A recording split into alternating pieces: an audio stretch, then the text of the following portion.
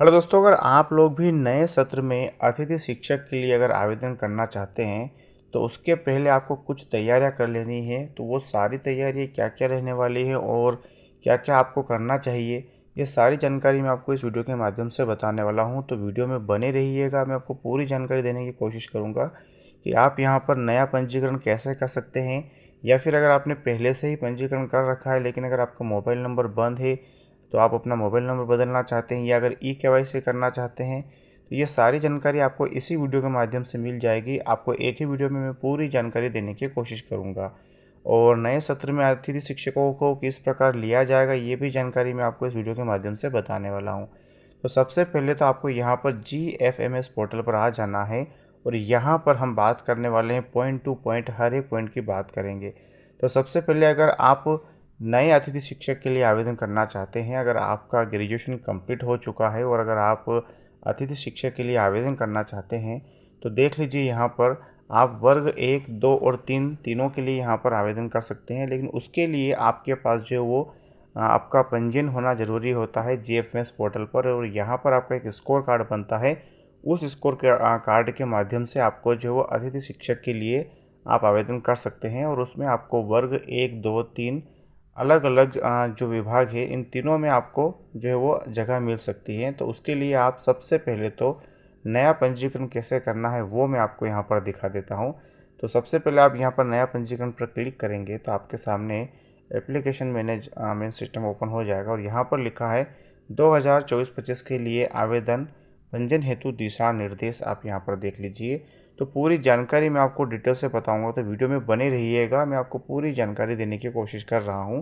हो सकता है कि वीडियो थोड़ा लंबा होगा लेकिन आपको पूरी सटीक और सही जानकारी मिलेगी। तो सबसे पहले तो आप यहाँ पर देख लीजिए क्या लिखा है। नया अगर आवेदन कर देंगे आप तो आवेदक कृपया ध्यान दें कि पूर्व में यदि आपके द्वारा किसी मोबाइल नंबर से आवेदन किया गया है तब उसी मोबाइल नंबर से पुनः आवेदन नहीं किया जा सकता। अगर आपने पहले ट्राई कर लिया है किसी एक मोबाइल नंबर से तो आपका उस मोबाइल नंबर से आवेदन नहीं होगा, आपको दूसरा मोबाइल नंबर यहाँ पर देना होगा।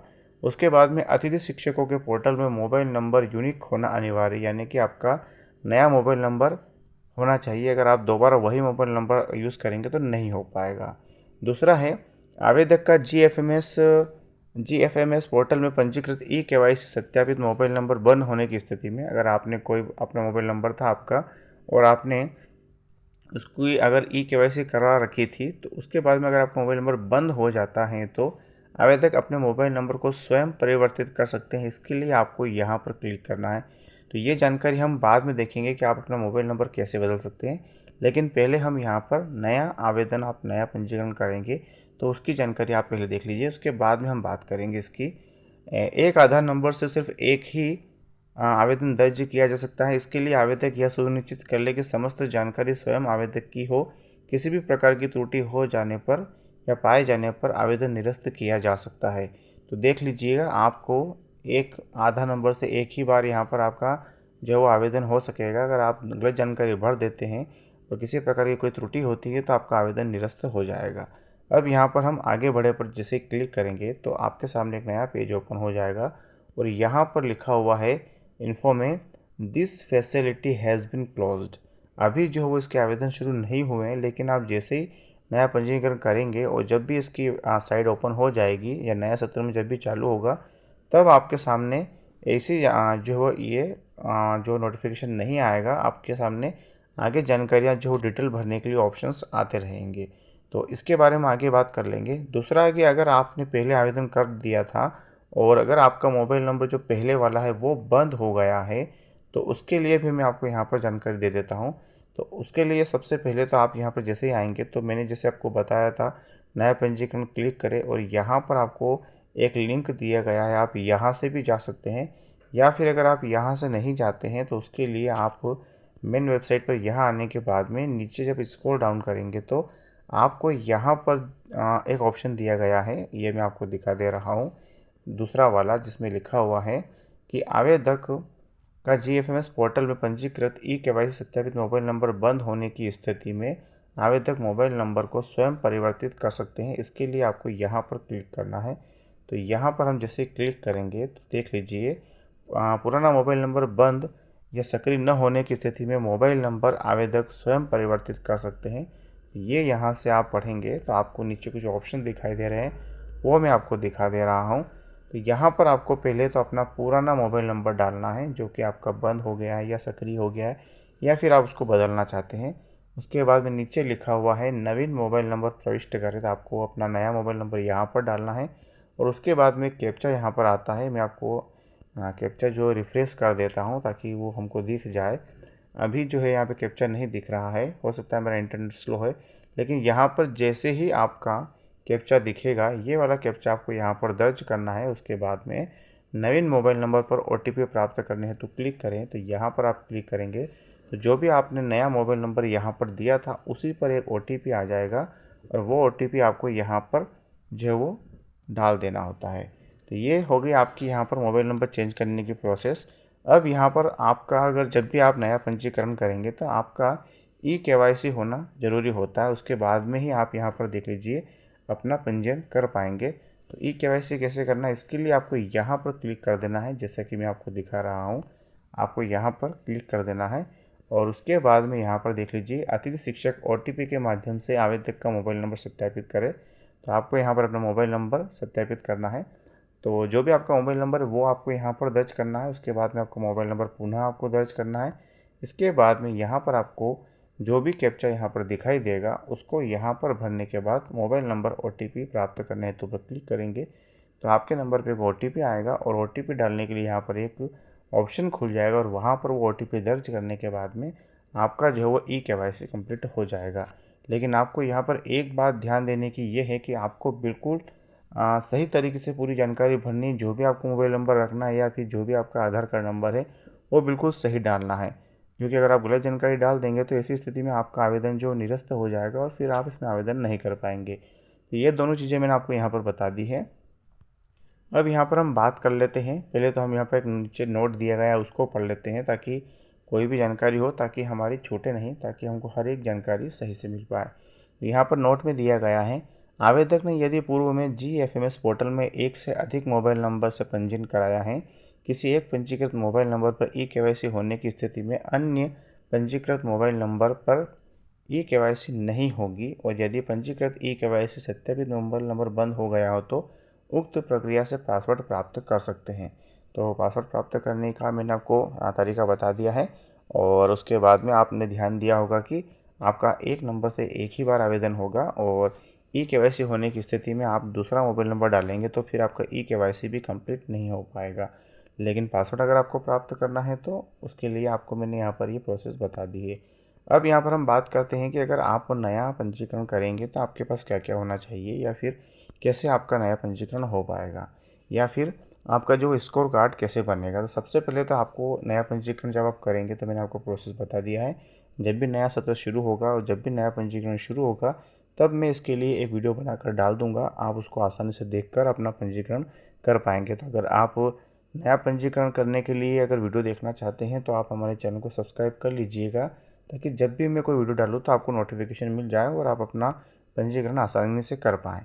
अब इसके बाद में जब आपका नया पंजीकरण हो जाएगा तो आपको इसी वेबसाइट पर लॉगिन करना है, और लॉगिन करने के लिए आप जैसे यहाँ पर लॉगिन वाले बटन पर क्लिक करेंगे तो आपको लॉगिन के लिए यहाँ पर डिटेल मांगेगा, जैसे कि आपका मोबाइल नंबर और पासवर्ड वगैरह आपको डाल देना है, या फिर आपका जो भी यूज़र नेम जो यहाँ पर मांगेगा वो आपको डाल देना होता है। तो यूज़र नेम वगैरह सब कुछ डालने के बाद में आपका पासवर्ड आपको डाल देना है। उसके बाद में आप जैसे ही लॉगिन पर क्लिक करेंगे तो आप जो इस वेबसाइट में लॉगिन हो जाएंगे, और वहाँ पर आपको जो अपनी डिटेल भर देना है। तो ये हो गया। अब उसके बाद में आपको यहाँ पर आपकी योग्यता जोड़ने का जो वो ऑप्शन आपसे पूछता है, आपको उसमें अपनी योग्यता जोड़ देनी जो जो भी आपने किया है, जैसे कि D.Ed B.Ed किया है, या फिर आपने ग्रेजुएशन किया है तो कौन से विषय से किया है, 12th किया है तो कौन से विषय से किया है, ये सारी जानकारी आपको यहाँ पर भर देनी होती है। उसके बाद में आपको हर एक चीज़ का यहाँ पर जो है वो नंबर मिलता है, जिससे आपका स्कोर कार्ड बनता है। जैसे कि अगर आपने 12th यहाँ पर किया है तो उसका नंबर मिलता है आपको। उसके बाद में अगर आपने ग्रेजुएशन किया है तो उसका नंबर मिलता है। अगर आपके पास D.Ed है या फिर अगर आपके पास B.Ed है तो उन दोनों के भी नंबर आपको यहाँ पर अलग अलग से मिलते हैं। तो इससे आपका स्कोर कार्ड का जो है वो ज़्यादा कम बनता है। जैसे कि अगर आपने ज़्यादा चीज़ें की हुई हैं तो आपका स्कोर कार्ड ज़्यादा बनेगा, यानी कि ज़्यादा नंबर का बनेगा। और अगर आपके पास डी.एड. बी.एड. नहीं होगा तो फिर आपका जो स्कोर कार्ड कम बनेगा। तो इससे आपका जो स्कोर कार्ड का जो भी नंबर होता है, जो भी जितना ज़्यादा आपका स्कोर कार्ड होगा, उतने ज़्यादा चांस होंगे कि आपको अतिथि शिक्षक के अंतर्गत जो है वो आपका चयन पहले हो जाता है। अब इसके बाद में आपकी सारी चीज़ें कंप्लीट हो जाती हैं, जब आप अपने संकुल से उसको वेरीफाई भी करवा लेते हैं आपकी सारी चीज़ें, तो उसके बाद में आपका यहाँ पर जो है वो काउंसलिंग होती है। और उस काउंसलिंग में आपको जो होता है स्कूल सेलेक्ट करना होते हैं, जैसे कि आपके आसपास के क्षेत्र में जितने भी स्कूल हैं। जैसे कि मान के चलिए कि अगर आप वर्ग 1 में डालना चाहते हैं, तो आपके आसपास के क्षेत्र में जितनी भी जगह वर्ग 1 के लिए स्कूल जो भी चुने गए हैं, उनमें आपको जो आपके सब्जेक्ट के अनुसार, जैसे कि मान लीजिए कि मैं इंग्लिश से डालना चाहता हूँ, तो मेरे आसपास के क्षेत्र में जो भी स्कूल है, वहाँ पर इंग्लिश से कोई जगह खाली है या नहीं। अगर है तो आप वहाँ पर उसको चॉइस फिलिंग करते समय उसको सेलेक्ट कर लीजिएगा। तो आप जितने ज़्यादा सेलेक्ट करेंगे उतने ज़्यादा चांस होंगे कि आपको जगह मिल जाएगी। अगर मान लीजिए अगर आप हिंदी से करना चाहते हैं, तो हिंदी के लिए भी आपको इसी प्रकार से ये प्रोसेस करना होती है। आप इसी प्रकार से आप वर्ग 2 में भी कर सकते हैं, और उसी प्रकार से आप वर्ग 1, 2 और 3 तीनों के लिए आपकी ये सेम प्रोसेस रहती है। आपको काउंसलिंग में तो भाग लेना ही पड़ेगा, ताकि आप जब भी काउंसलिंग में अपने जो भी स्कूल डालेंगे, तो आपको आपके स्कोर कार्ड के अनुसार आपको वहाँ पर जगह मिल जाती है, अगर वहाँ पर खाली होगी तो। इस प्रकार से आप जो अतिथि शिक्षक के लिए अपने आवेदन को कंप्लीट कर सकते हैं। ये हो गई जानकारियाँ। अगर आपको ये भी जानना है कि आपके आसपास के क्षेत्र में जो कितनी जगह खाली है और कौन कौन से स्कूल में किस किस सब्जेक्ट में जगह खाली है, तो उसके लिए आप नीचे स्क्रॉल डाउन करेंगे तो यहाँ पर सारी जानकारियाँ दी गई हैं। जैसे कि कितने अतिथि शिक्षक पहले से कार्य कर रहे हैं, वो यहाँ पर मिल जाएगा। अतिथि शिक्षक को सेवाएं देने हेतु अभ्यर्थी का पैनल यहाँ पर आप देख सकते हैं। उसके बाद में अतिथि शिक्षक की सेवाएं लेने हेतु उपलब्ध अभ्यर्थियों की सूची आप यहाँ पर देख पाएंगे। इसी प्रकार से आप यहाँ पर संभावित रिक्तियाँ भी देख सकते हैं कि आपके स्कूल जो क्षेत्र है आपका, उसके आसपास जो भी स्कूल है उसमें कितनी पोस्टें खाली और कौन कौन से विषय में खाली है। तो यहाँ पर आप देख लीजिए अतिथि शिक्षक हेतु संभावित रिक्तियाँ, और यहाँ पर डाइस कोड के माध्यम से भी आप देख पाएंगे, प्रोफाइल से भी देख पाएंगे, या फिर अगर आप ज़िले के हिसाब से देखना चाहते हैं तो ये सारे ऑप्शन यहाँ पर हैं। ज़िले से भी आप देख पाएंगे, ब्लॉक से भी देख पाएंगे, और विषयवार भी जानकारी यहाँ पर देख पाएंगे। जैसे कि मैं यहाँ पर विषयवार पर क्लिक करूँगा तो एक नया पेज ओपन होता है, और वहाँ पर आपको अपना ज़िला और जो भी आसपास का गांव लगता है, वहाँ पर आप सब्जेक्ट के हिसाब से भी अपनी जगह देख सकते हैं। ये सारी चीज़ें आप देख लीजिएगा। जैसे कि अभी यहाँ पर जो वो this facility has been close, क्योंकि अभी जो है वो 30 अप्रैल तक तो यहाँ पर ये सत्र पूरा चलेगा। उसके बाद में इस पर कोई ना कोई अपडेट आएगी। तो जब तक भी 30 अप्रैल रहेगा तब तक तो इस पर कोई भी जानकारी हम नहीं देख पाएंगे, या फिर जो भी होगी वो जानकारियाँ पहले से भरी होगी, क्योंकि अभी जो अतिथि शिक्षक वो कार्य कर रहे हैं। तो हो सकता है कि नए सत्र में कुछ लोग जो है वो हटेंगे या फिर नए जुड़ेंगे, जो भी सब्जेक्ट खाली होंगे, या फिर मान लीजिए किसी का ट्रांसफ़र हो जाता है, या फिर कोई हो सकता है कि उसकी कार्य पूरा हो गया हो तो उसको सेवानिवृत्त किया जाए, तो उस समय जो भी जगह खाली होगी तो वहाँ पर आपको जगह दिख जाएगी। जैसे कि यहाँ पर मैं डिस्ट्रिक्ट सेलेक्ट करूँगा तो अभी कुछ भी नहीं हो पाएगा, क्योंकि अभी यहाँ पर पूरा सत्र हुआ नहीं है, तो ये जानकारी हमको नहीं दिख पाएगी। तो इस प्रकार से आप सारी जानकारी आसानी से देख सकते हैं। और ये मैंने जितनी भी जानकारी थी आपको देने की पूरी कोशिश की है। आई होप कि आपको जानकारी समझ में आई होगी। तो वीडियो को लाइक कर अपने दोस्तों के साथ में इसको शेयर कर दीजिएगा। और अगर आप इसी प्रकार से और भी अतिथि शिक्षक के बारे में जानकारी अगर समय समय पर देखना चाहते हैं, नए सत्र के बारे में पूरी जानकारी अगर आप देखना चाहते हैं, तो चैनल को सब्सक्राइब कर लीजिए, नोटिफिकेशन बेल को ऑन कर लीजिए, ताकि आपको आने वाले वीडियो की नोटिफिकेशन समय समय पर मिलते रहें। तो मिलते हैं दोस्तों अगले वीडियो में एक नए टॉपिक के साथ।